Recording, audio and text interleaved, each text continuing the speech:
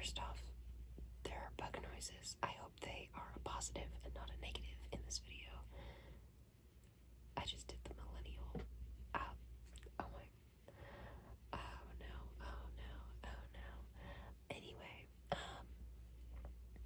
I hope the bug noises add to the video instead of detract from the video because I can't stop the katydids from screaming. So you just have to deal with it. Sorry. Also, I have a membership. Tell everybody I have a membership. There should be a link in the description this time because somebody commented that they couldn't figure it out or that it didn't have the link. So I'm getting better at becoming a YouTube content creator, and now I have a link in the description and I have a link on my page. If you are interested and you have extra money, don't do it if you don't have extra money because there are more important things to spend your money on, and I still make public videos twice a week. So you're not gonna starve, okay? I keep you guys fed. Other thing, I have a different phone now, so this is my first public video on my new phone. I hope it's a positive, just like the bugs. I hope that the quality is like more enjoyable rather than less enjoyable, because I had to trade in my old phone, so that's gone now. And if you don't like it, there's a lot of other people that make really great videos. Basically what I'm saying here is I'm not changing. I'm making videos for me. Anyway, today I'm coming back to my roots. Fix my hair there.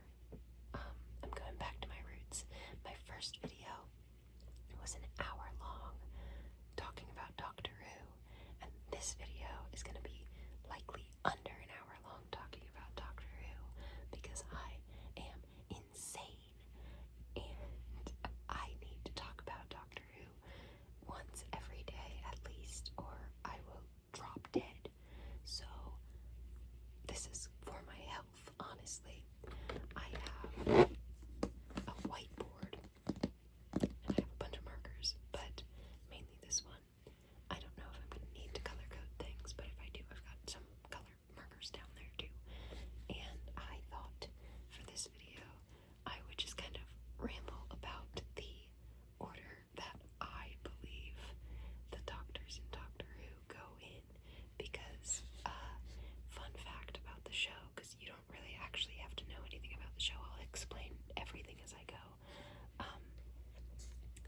It's so old that it contradicts itself all the time.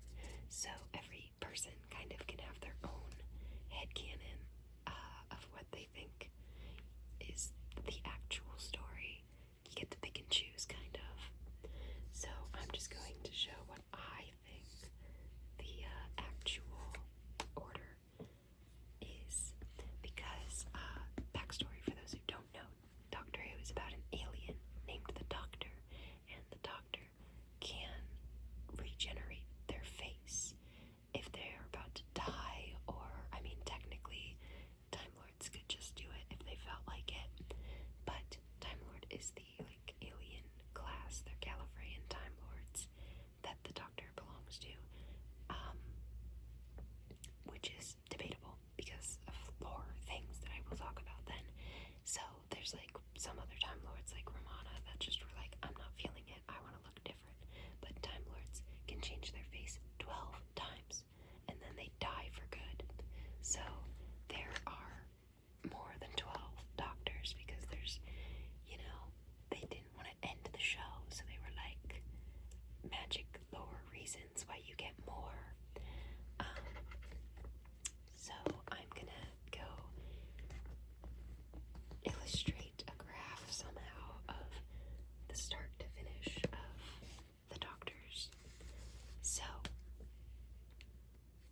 these starting doctors, and this is all from memory, so I might miss some, I'm sorry, are this is gonna be a jump scare, I'm sorry. The Morbius doctors. I'm sorry for those of you who didn't think you would be hearing about Morbius in this video.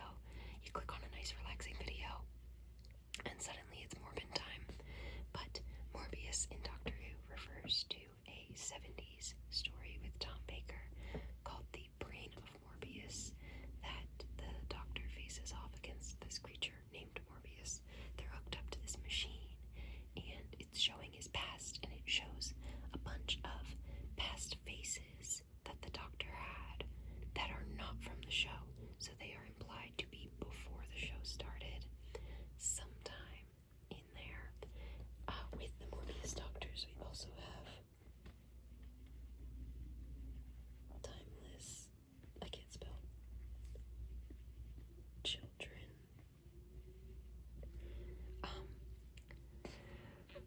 I'm hesitant to include that in my personal headcanon because it's a bit weird, but I think it ties the Morbius Doctors in pretty well, and so I am including it in mine. But the Timeless Children is from a couple years ago, in like 2022, 2023 maybe. If it's before that, I'm gonna go crazy. But there was a story that was basically like, psych, LOL, the Doctor isn't a Time Lord, they're actually some other thing, and they can live infinite lives, they're amazing and magical and such a Mary Sue.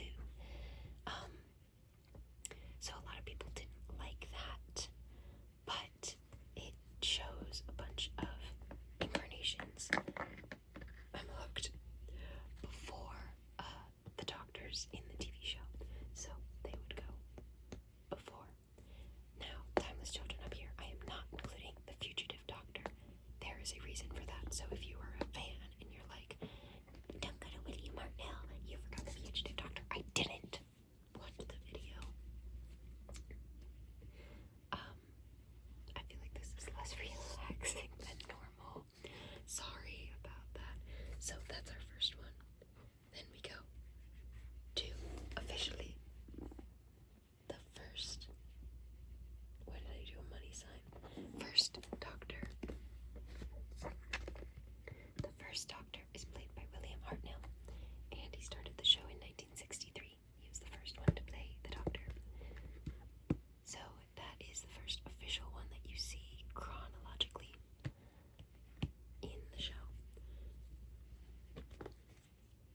There's also some movies from like 1965 that have Peter Cushing's playing the first Doctor. I love the movies, but I don't include them in my official Doctor Who timeline here. So from first, pretty simple, we go to the second Doctor. Second Doctor is played by Patrick Troughton. You see this happen on screen. The episode's gone, but the scene still exists, so you can see the change happen there. But this is where we get a little freaky. From second Doctor, you would think naturally that we would be going to the third, but no, just wait. From second, we go to Fugitive Doctor. So, the Fugitive Doctor is from the same time era as the Timeless Children from the 13th Doctor's era, and she is implied to just be before all of them, like before the first and before the second, but there's like this whole memory wipe thing where the Doctor doesn't remember her. The second Doctor, however, gets put on trial by the Time Lords and is forced to regenerate into the third Doctor in this kind of machine thing. So there's a theory that there's kind of a gap in time between the second and the third where other things could have happened, like the 40th anniversary special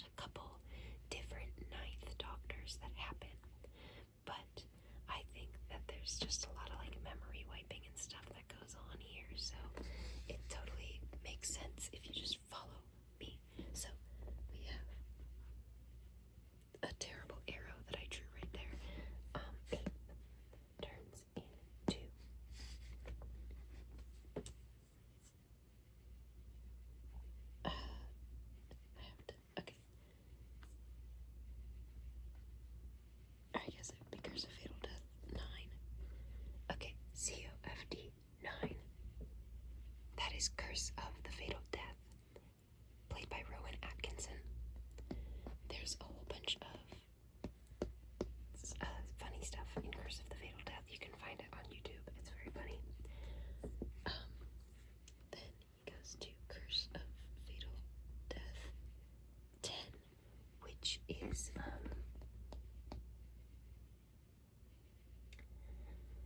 Richard E. Grant. It took me a little bit. And Richard E. Grant is also the Scream of the Shalka Doctor. So he goes off and does Scream of the Shalka. So that is actually kind of the same guy, but he like ages a lot, so we can say he regenerates in there sometime. So he does all of that and then rapidly de-ages somehow and comes back to Curse of Fatal Death to become, okay, we need to go down.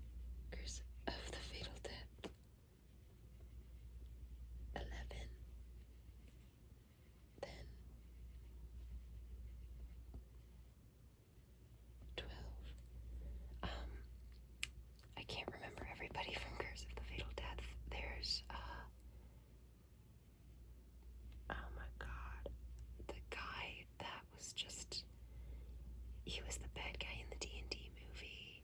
He was, I think, the Oompa Loompas in the Willy Wonka with Timothée Chalamet, but I didn't watch that, so I don't know. I can't remember his name right now. He's in Paddington.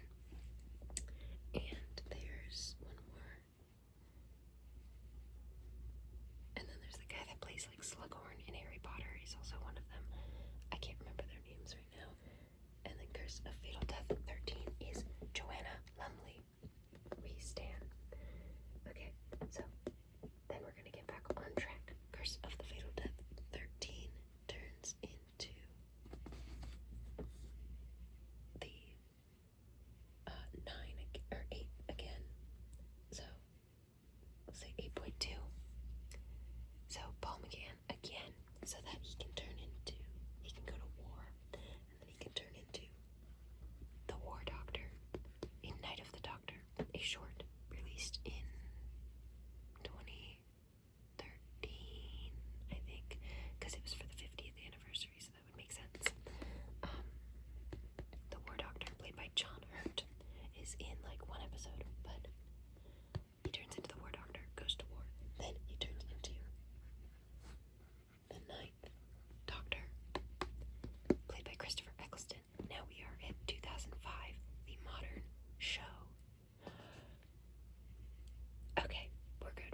I thought I forgot somebody. I didn't forget anybody. We're good.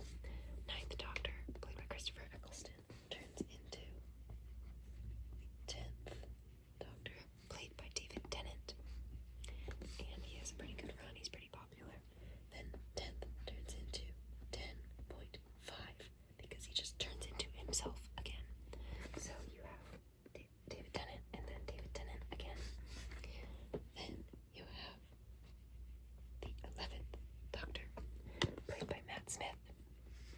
We're pretty straightforward here for a little bit, but 11th in the show, they say 11th is actually his 12th regeneration, so he is about to die.